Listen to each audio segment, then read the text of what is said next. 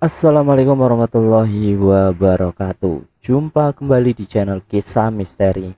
Kali ini saya akan kembali lagi menceritakan kisah misteri yang berjudul Anak Dukun. Cerita yang ditulis oleh Ed Freddy Raskin. Kalian juga dapat mengunjungi tweet beliau langsung ya. Link nanti akan disediakan di kolom deskripsi ya. Yuk, daripada kita lama-lama, langsung saja ke ceritanya. Tahun 2011, siang itu suasana pabrik serasa lebih cerah dari biasanya.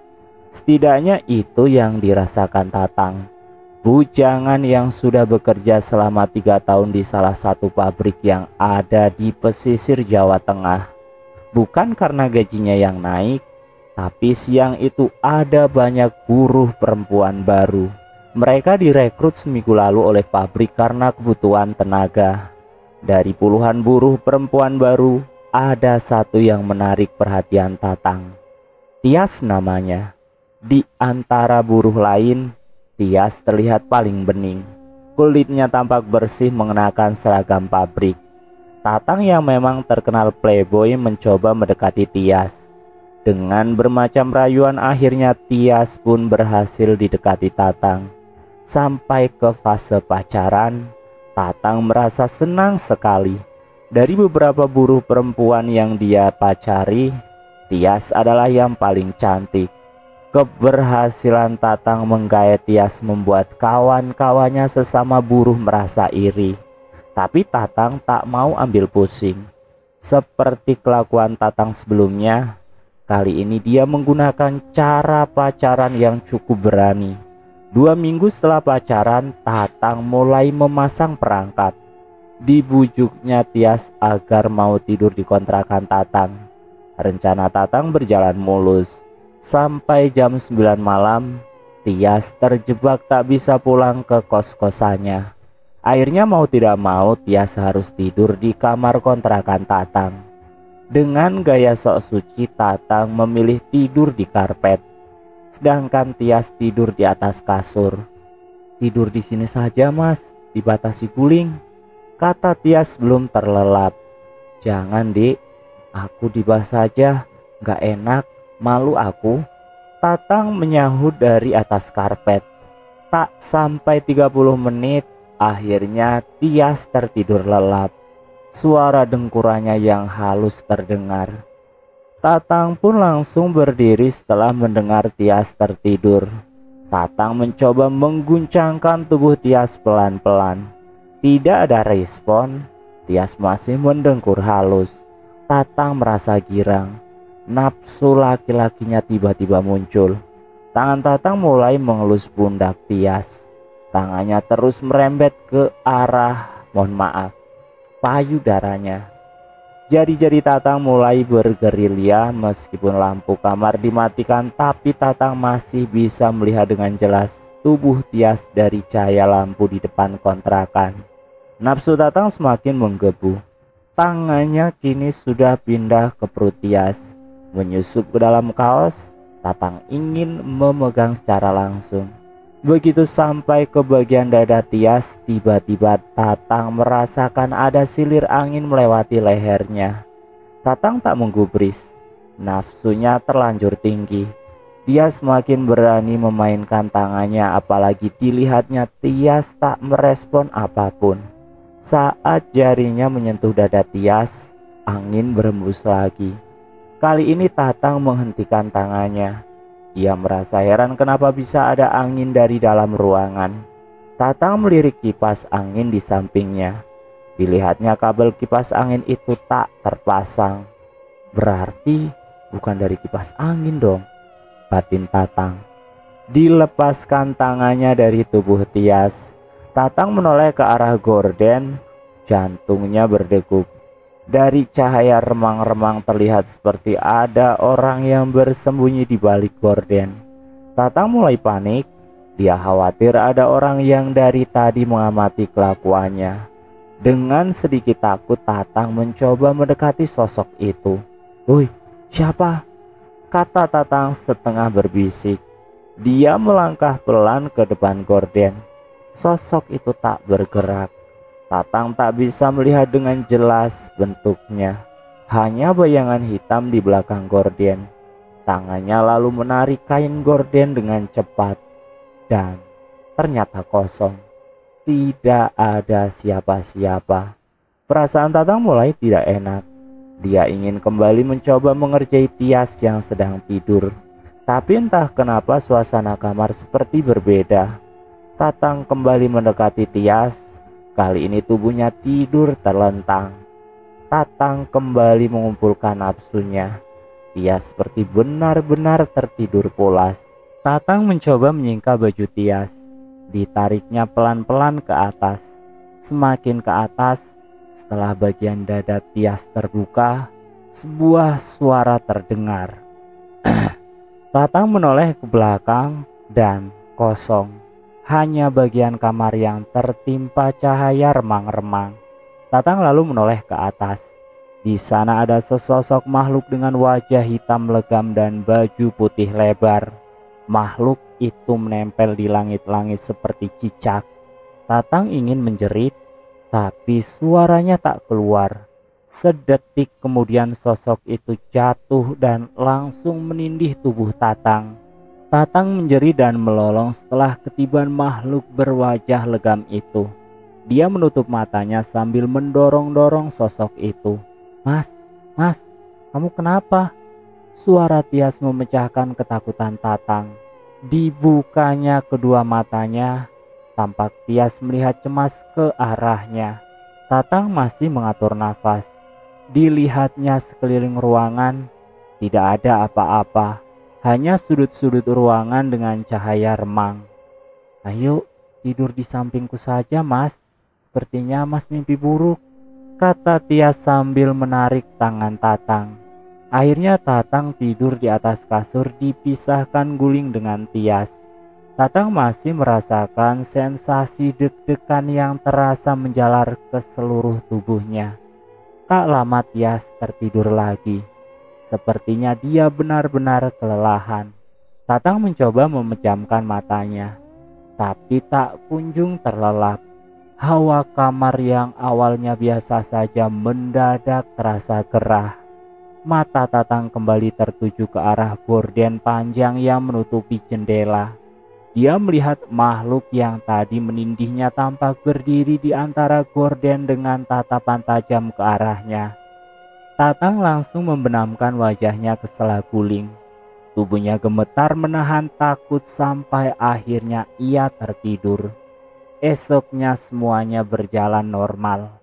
Pelan-pelan Tatang melupakan kejadian malam itu di kontrakannya. Setelah 3 hari berjalan, Tatang berjalan mengajak Tias kembali tidur di kontrakannya. Selepas Isya, Tatang menjemput Tias di kos-kosannya yang ada di gang belakang pabrik.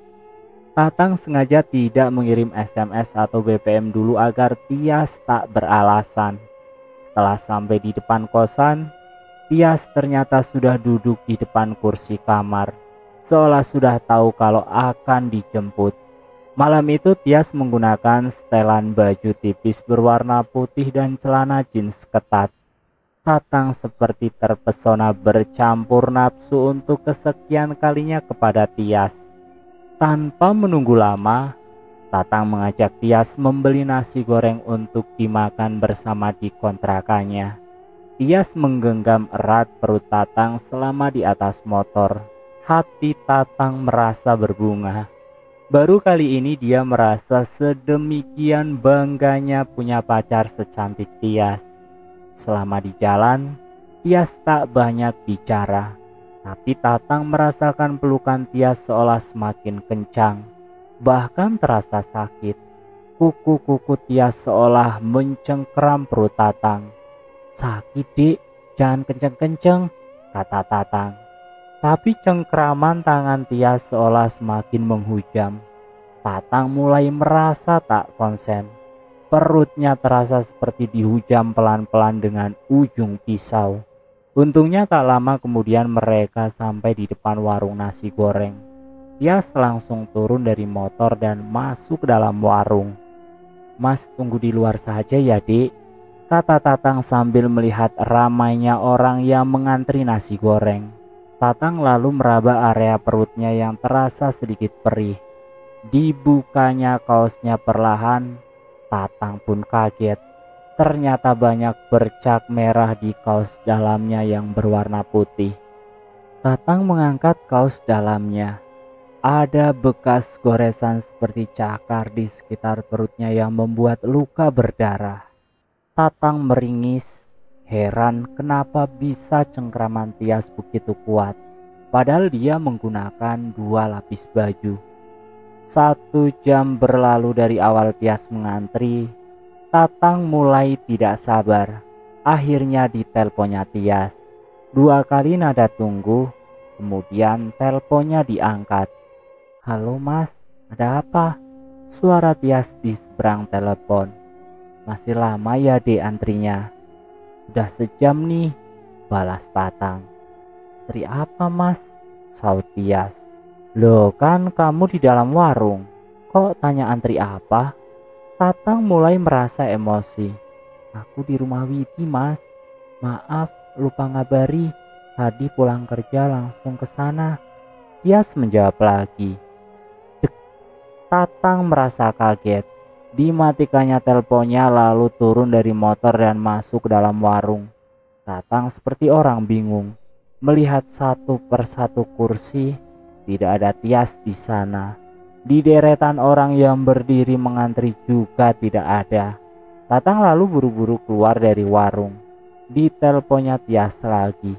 Tatang memastikan kalau Tias tidak berbohong.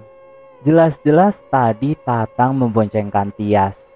Karena tak sabar Tatang pergi ke tempat tinggal Widi, teman satu pabrik Tias. Ternyata pacarnya memang ada di sana.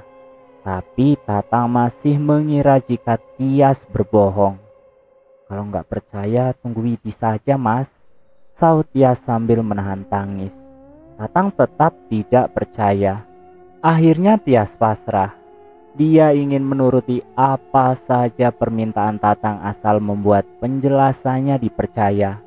Entah memang sengaja atau bagaimana, kesempatan itu dibuat Tatang untuk meminta Tias menginap di kontrakannya. Tias pun menurut, dan malam itu langsung pergi ke kosan Tatang. Emosi yang memenuhi kepala Tatang kini berubah menjadi nafsu. Dia seolah mendapat kesempatan lagi untuk bisa melampiaskan nafsunya kepada Tias. Di dalam kamar kontrakan, Tatang tak malu-malu lagi tidur di atas kasur dengan Tias. Sambil merayu Tias, Tatang mulai menjamah tubuh wanita itu. Awalnya Tias berusaha menolak halus, tapi Tatang kembali merayu sampai Tias akhirnya diam saja saat digerayangi Tatang. Melihat Tias yang tak melakukan penolakan, Tatang semakin berani. Tias dimintanya berdiri membelakangi Tatang. Lalu perlahan Tatang melepaskan kaos yang dipakai Tias. Dada Tatang berdegup. Nafasnya semakin memburu setelah melihat bagian atas tubuh Tias sudah tak berpakaian. Tias terlihat menunduk sambil menutupi dadanya. Tatang semakin berani. Kali ini dipelorotkannya celana kain Tias dari belakang dengan terus mendengus. Ketika celana itu diturunkan sampai mata kaki, Tias memanggil Tatang. Mas Tatang," kata Tias. Tatang yang dalam posisi berjongkok menoleh ke atas ke arah kepala Tias. Dilihatnya kepala Tias yang memanggilnya tadi berputar 180 derajat. Lalu Tias meringis ke arah Tatang. Mata Tatang langsung melotot. Tubuhnya terjengkang ke belakang. Sosok Tias yang kepalanya berputar ke belakang itu menggerakkan tangannya seperti penari Jawa. Kepala itu kemudian tertawa dengan penampilan yang ganjil. Sosok itu lincah menari. "Hihihihihi," ucap Tias sambil terus menari. Celana Tatang basah akibat terkencing-kencing. Mulutnya masih melongo melihat wajah Tias yang tersenyum meringis di atas punggung. Dengan tenaga terakhir Tatang lalu berlari keluar kontrakan. "Setan!" kata Tatang setelah berhasil melewati pintu kontrakannya. Dia berlari sampai ke kontrakan Imam, teman satu pabriknya yang berjarak sekitar 50 meter dari kontrakannya. Tatang menggedor-gedor pintu kontrakan Imam. Tak lama pintu dibuka, Tatang langsung berlari masuk dalam kontrakan Imam. Lalu Tatang meringkuk di atas kursi. "Kamu kenapa, Tang? Kayak habis ketemu setan aja," kata Imam dengan heran. Tatang tak menjawab. Dia masih meringkuk. Imam mencoba menenangkan Tatang sambil menawarinya minum. Setelah meneguk air, Tatang akhirnya membuka mulut. "Aku cerita besok saja ya, Mam. Malam ini aku nginap di sini ya. Besok akan saya ceritakan," kata Tatang sambil mengatur nafasnya. Malam itu Tatang akhirnya menginap di kontrakan Imam. Dia tak berani kembali ke kontrakan sampai waktu masuk pabrik. Keesokan harinya, Tatang seperti tak berani menatap bagian tempat kerja perempuan. Dia melihat ada Tias yang sedang bekerja dari kejauhan. Tatang masih teringat betapa seramnya kejadian tadi malam. Kepala Tias berputar ke belakang lalu menari-nari. Tubuh Tatang mendadak gemetar mengingatnya. Saat jam makan siang, HP Tatang berdering. Dilihatnya nomornya tidak dikenal. Tatang berusaha mengabaikannya, tapi nomor itu terus memanggilnya. HP-nya berkali-kali berdering. "Halo, siapa ya?" kata Tatang mengangkat teleponnya. Tidak ada jawaban dari si penelpon. Tatang pun menunggu. Sesaat sebelum Tatang memutus teleponnya, pria penelpon menjawab. "Nak Tatang, malam ini ke rumah ya. Tias suruh mengantar. Saya Diman, bapaknya Tias. Kalau Nak Tatang tidak ke rumah, saya tidak jamin keselamatan sampean." Telepon lalu terputus setelahnya. Nafsu makan Tatang mendadak hilang setelah menerima telepon itu. Dia khawatir apa yang dilakukannya terhadap Tias berimbas ke masalah baru. Tatang kemudian menceritakan kepada Imam apa yang terjadi kepada dirinya, lalu meminta pertimbangan apakah harus datang atau tidak ke rumah Tias. "Wah, celaka kamu, Tang. Jangan main-main sama orang daerah itu. Orang sana pinter-pinter," ujar Imam bereaksi. Tatang yang mendengar omongan Imam semakin khawatir. "Saranku, kamu kesana saja. Tapi setelah itu jangan main-main lagi sama Tias. Bahaya," kata Imam lagi. Setelah menimbang-nimbang, Tatang akhirnya memilih mengikuti saran Imam. Sepulang kerja, Tatang mencari Tias dan memerintahkan jika bapaknya baru saja menelpon. Tias mengangguk. "Nanti habis maghrib kita berangkat, Mas.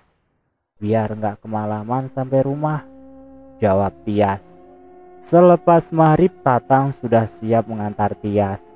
Tak lupa dia membawa satu kresek keripik yang dibelinya di pasar untuk oleh-oleh.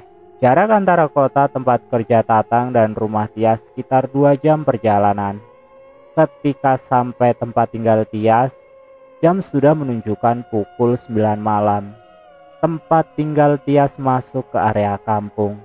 Ada sungai besar dengan jembatan besi tua sebelum masuk ke kampungnya. Rumah-rumah terlihat berdiri jarang-jarang.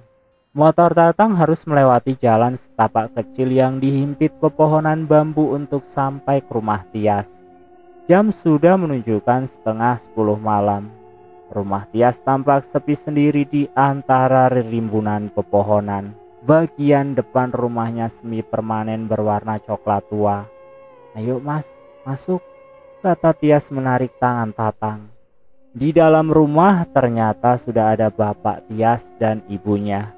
Mereka duduk berjajar di kursi yang terbuat dari anyaman bambu. Cahaya neon membuat Tatang bisa melihat jelas wajah Pak Diman, ayah Tias. Dia kemudian menyalami kedua orang tua Tias. Suasana malam itu agak canggung. Entah kenapa Tatang merasa gelisah ketika memasuki rumah itu. Tias juga tak seperti biasanya. Malam itu Tias seperti menyerahkan Tatang kepada kedua orang tuanya. Tias tak banyak bercanda atau berbicara seperti biasanya. Suasana menjadi tambah dingin karena Pak Diman juga irit berbicara. "Ayo ke dapur dulu nak Tatang. Tias, ibu sudah masak dari tadi. Keburu dingin," kata ibu Tias memecah keheningan. Ibu Tias selalu beranjak ke arah dapur. Pak Diman menyusul di belakangnya. Tias menarik tangan Tatang pelan mengikuti orang tuanya. Dapur keluarga Tias ada di bagian belakang rumah. Seperti rumah orang desa pada umumnya. Dapurnya masih berlantai tanah. "Ayo nak, ibu masak ikan gurami tadi sama sambal bawang," kata ibu Tias sambil membuka tutup nasi. Ada 2 potong besar ikan goreng di atas meja. Pak Diman langsung memotong bagian kepala ikan itu dan memindahkan ke piringnya, seperti tak menghiraukan ada tamu di sana. Dia selalu memotongkan bagian daging ikan dan memindahkan ke piring Tatang. Dia sendiri memilih memakan telur dadar yang dibuat ibunya. Tatang berusaha makan perlahan. Dilihatnya Pak Diman makan dengan rakus, sementara Tias makan dengan posisi menunduk menatap piring. Tatang menyuapkan daging ikan dan nasi yang ada di tangannya. Begitu sampai mulutnya, Tatang merasakan ada rasa getir dan lengket di mulutnya. Karena tak enak dilepehnya makanan di mulutnya. Dilihatnya, nasi yang dimakannya tadi bercampur dengan daging berwarna hitam kemerahan, mirip daging bangkai. Tatang kemudian melirik ke arah piring. Ikan gurami yang tadi dilihatnya sudah berubah menjadi daging busuk berwarna hitam. Seketika Tatang langsung muntah. Dia tak kuat melihat apa yang sudah dimakannya. "Anak nggak punya sopan santun," teriak Pak Diman sambil memukul meja sesaat setelah Tatang memuntahkan makanannya. Tatang kaget setengah mati. Dilihatnya lagi ke arah meja makan. Daging busuk tadi sudah tidak ada dan kembali menjadi ikan gurami goreng. Pak Diman langsung pergi dari meja makan setelah meneriaki Tatang. Ibu Tias berusaha mendekati Tatang yang masih tampak kaget. "Kenapa nak? Tidak suka ikan ya?" kata ibu Tias sambil memijiti pundak Tatang. "Tidak apa-apa bu, saya suka keselak," saut Tatang. Dia lalu meminum air putih yang disodorkan Tias. Tatang tak melanjutkan makan malamnya. Dia ingin cepat pulang kembali ke kontrakan. Tapi ibu Tias meminta Tatang untuk menginap dan pulang subuh-subuh. Tatang mempertimbangkan situasi. Tias merayunya untuk menginap karena hari sudah terlanjur larut. "Pulang besok subuh saja mas, nanti sampai kontrakan bisa langsung kerja," kata Tias. Akhirnya Tatang pun menginap. Tias menunjukkan kamar kosong yang ada di dekat dapur. Karena sudah terlanjur lelah, Tatang tak banyak bicara. Dia langsung masuk ke dalam kamar. Setelah peristiwa makan malam tadi, Tatang sama sekali belum melihat Pak Diman. Tatang sampai melirik ke beberapa sudut rumah, tapi tidak menemukan keberadaan Pak Diman. Kamar yang ditempati Tatang berukuran cukup besar. Ada ranjang besar dengan tiang besi dan kelambu di atasnya. Cahaya kamar agak redup karena hanya menggunakan penerangan dari lampu 5 watt. Tatang langsung merebahkan tubuhnya di atas kasur kapuk. Entah kenapa sejak masuk ke kamar ada perasaan dirinya sedang diawasi. Tatang mencoba memejamkan matanya. Tapi pikirannya seperti sulit diajak tidur. Hidungnya perlahan menangkap bau apek mirip bau tubuh kucing. Berbagai posisi dicobanya untuk tidur, tapi tak kunjung terlelap. Tatang mulai membayangkan kejadian-kejadian aneh yang menimpanya setelah membawa Tias ke kontrakan. Tatang sebenarnya merasakan semua hal berjalan ganjil. Tapi dia merasa seperti sulit melepaskan diri dari situasi ini. Di tengah lamunannya, Tatang mendengar ada benda menggesek di dinding kamar dari luar. Suaranya menyeret pelan seperti ada orang yang sengaja menempelkan tubuhnya di tembok sambil berjalan. Tatang langsung terduduk dari tidurnya. Dia mendengarkan suara gesekan yang seolah mengitarinya.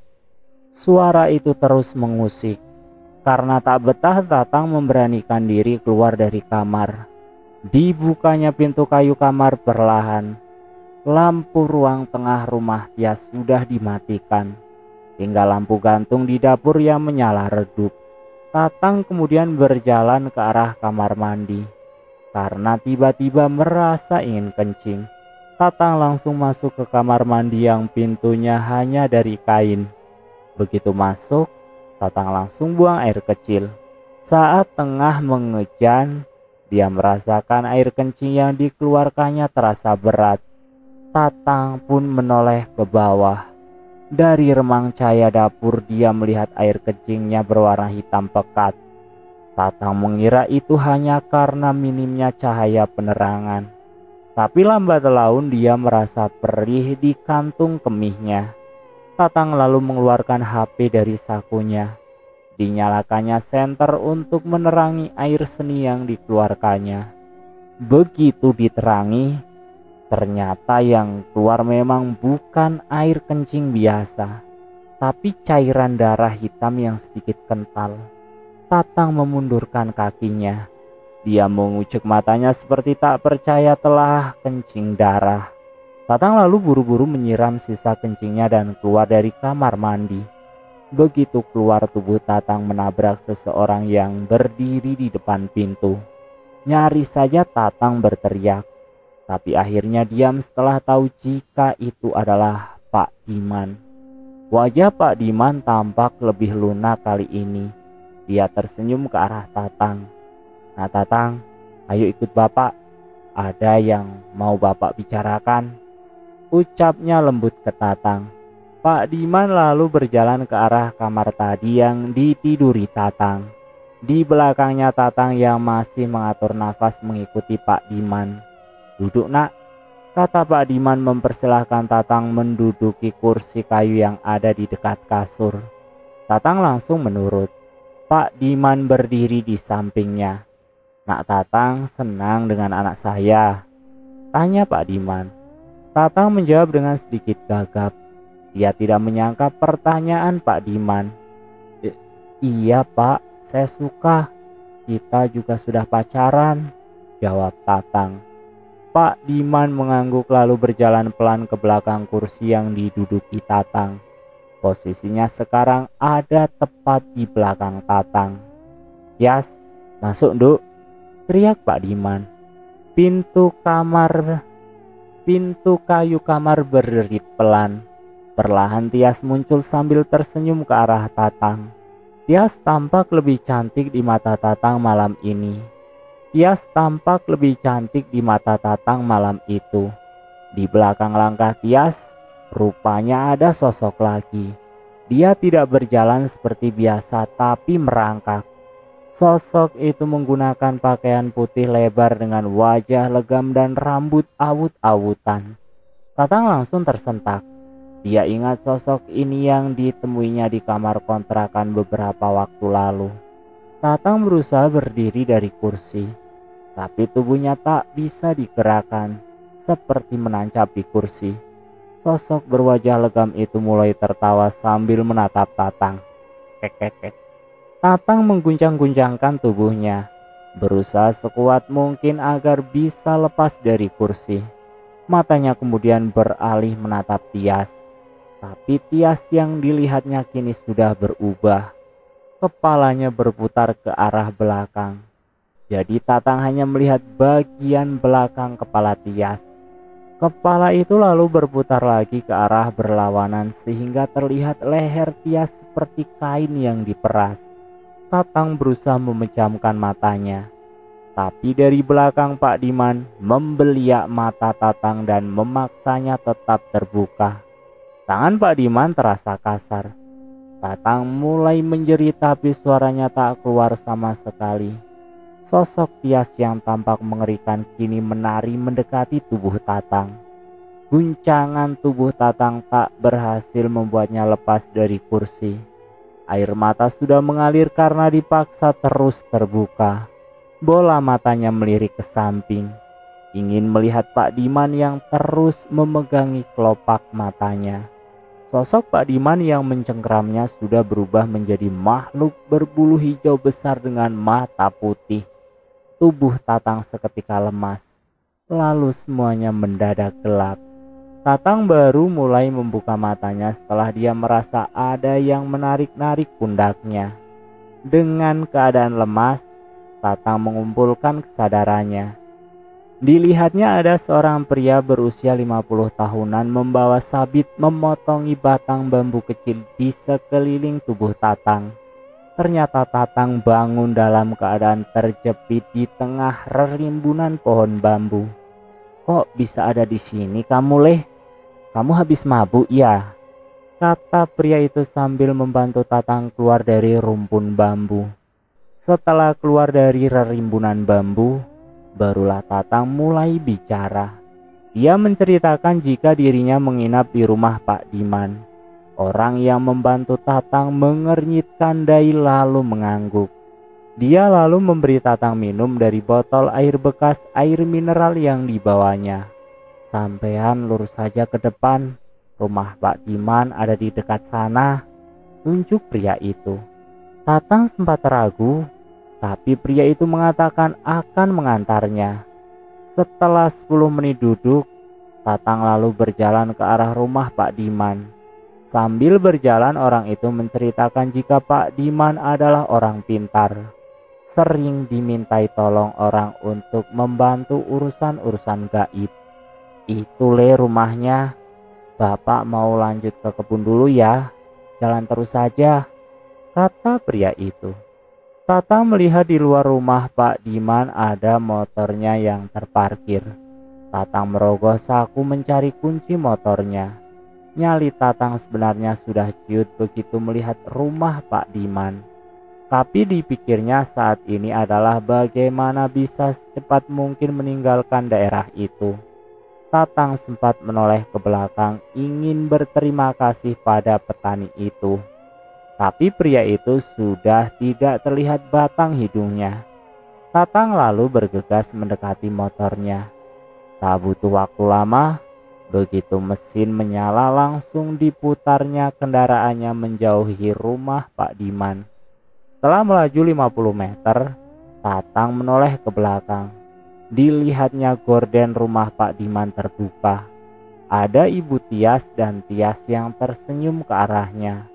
Tatang menancap gas motornya. Jalanan setapak tak dirasakannya. Motornya terus dipacu sampai akhirnya tiba di kota tujuannya. Tatang saat itu memilih tak masuk kerja dan langsung ke rumah Amin. Diceritakannya semua kejadian yang menimpanya ke sahabatnya itu. Amin yang mendapat cerita hanya bisa mengangguk-anggukkan kepala sambil menatap Tatang. "Untung masih bisa balik kamu, Tang. Kayaknya memang ayahnya Tias bukan orang sembarangan, Tang. Mending sekarang jangan dekat-dekat lagi," kata Amin. Sejak kejadian itu, Tatang tak pernah lagi berhubungan dengan Tias. Jika bertemu di pabrik, Tatang sering ketakutan sendiri dan memilih berlari menjauh.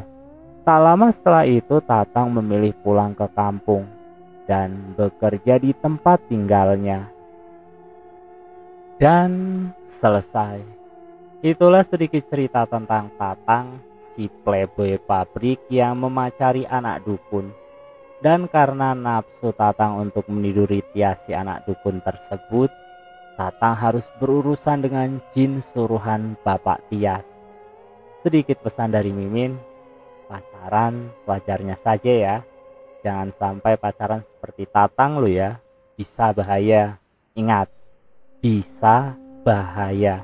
Terima kasih sudah mampir di channel Kisah Misteri. Jangan lupa tekan tombol like, share, dan komen. Tekan subscribe untuk mengikuti video kami selanjutnya ya. Assalamualaikum warahmatullahi wabarakatuh.